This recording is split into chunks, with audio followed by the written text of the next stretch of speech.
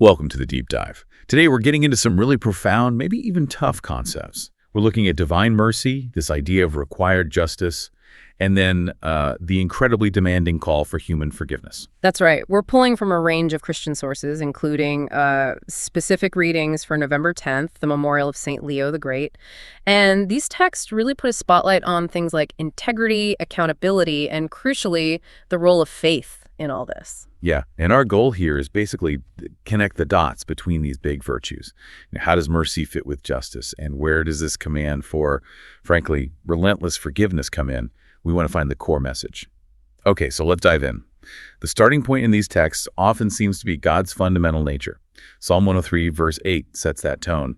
The Lord is compassionate and gracious, slow to anger and abounding in mercy. That's the foundation, right? Absolutely, that's the baseline.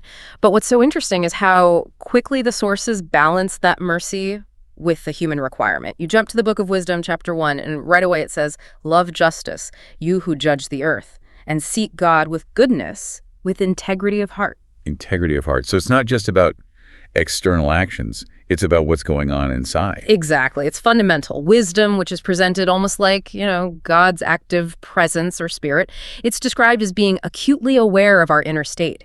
It actively avoids people who are plotting evil or deceitful. Avoids them. That sounds pretty strong, especially if God is supposed to be infinitely merciful. How does that work? Well, the idea seems to be that wisdom itself, this kindly spirit, still has standards. It won't acquit a blasphemer. It rebukes injustice. So mercy isn't a blank check if you're actively choosing deceit or harboring sin without any intention of changing. Integrity seems to be the prerequisite. Okay, so you need that basic commitment to truth and goodness first. Mercy meets repentance, maybe? That's a good way to put it. Character matters. Your internal stance towards justice and truth opens the door, so to speak, for that divine compassion. Right, that sets a high bar for integrity. And if our inner thoughts are that important, it raises the question, how much does God actually know? The texts then seem to zoom in on this incredible level of divine awareness. It's more than just general knowledge. Oh, it's intimate, deeply intimate. Wisdom 1 says God is the witness of our inmost self, a sure observer of the heart, a listener to the tongue. There's literally no hiding your motives. God sees the why, not just the what. And then Psalm 139 just explodes that idea onto a cosmic scale. It's almost overwhelming to read. It really is. The psalmist is grappling with it. God knows when I sit, when I stand, understands my thoughts from miles away, scrutinizes my journeys, my rest, knows all my ways. Even before I speak, God knows exactly what I'm going to say. Yeah, the psalmist says it's too wonderful, too lofty, I can't grasp it. And the idea of escaping is, well, it's presented as impossible.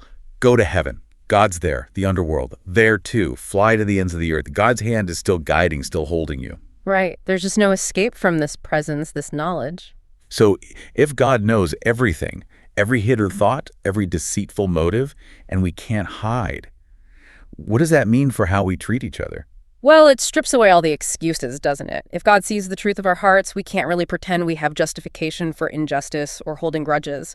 This total awareness, this complete accountability to God, I think it flows directly into the next big demand, how we deal with others when they wrong us. Okay. So the cosmic awareness forces a kind of practical relational honesty. Exactly. It moves from God knows me to, therefore, how must I act? Which brings us straight to forgiveness. Right. And that transition happens pretty starkly in Luke 17.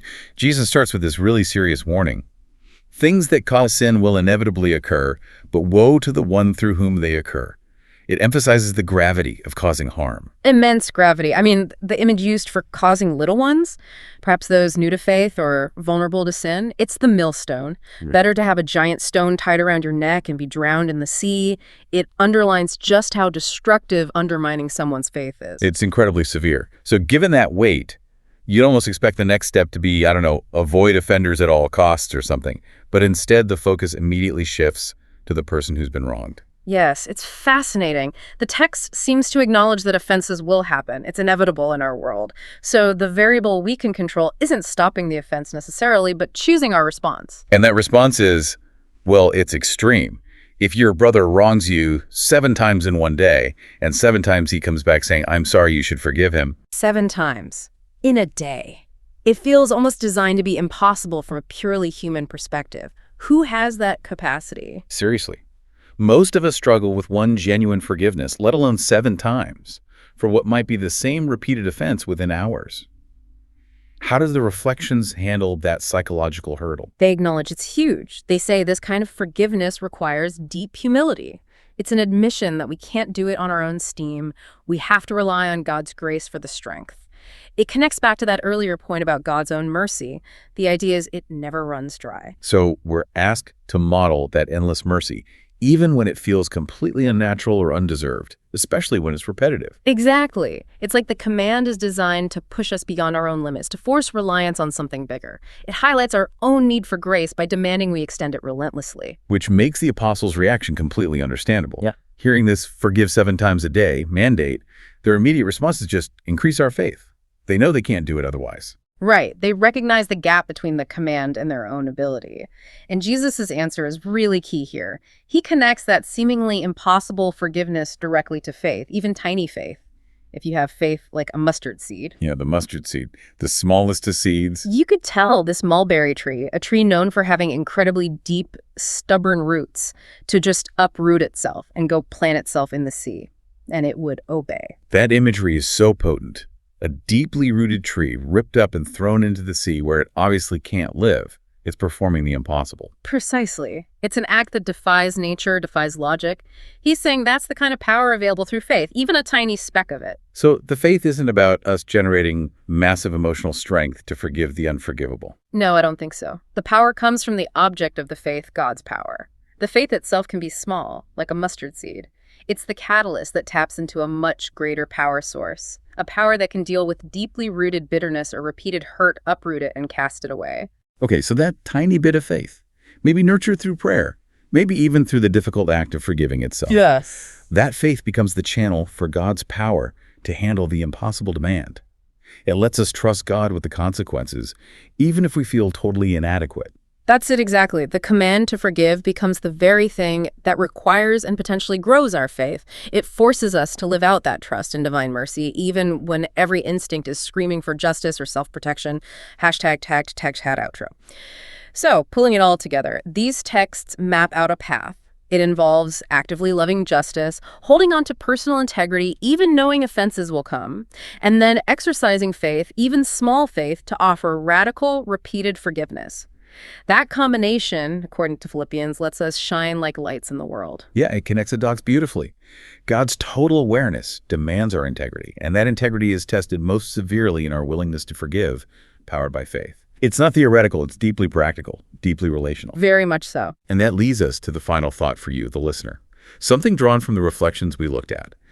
Given this high standard for justice, the reality of offense, and the immense power unlocked by even tiny faith, ask yourself, is there someone right now, today, you could extend forgiveness or seek reconciliation with, maybe as a concrete way to show that your own faith, however small it feels, is alive and active? Just something to think about. A powerful question to end on. Indeed. Yeah. We'll leave you with that. Thanks for joining us on The Deep Dive.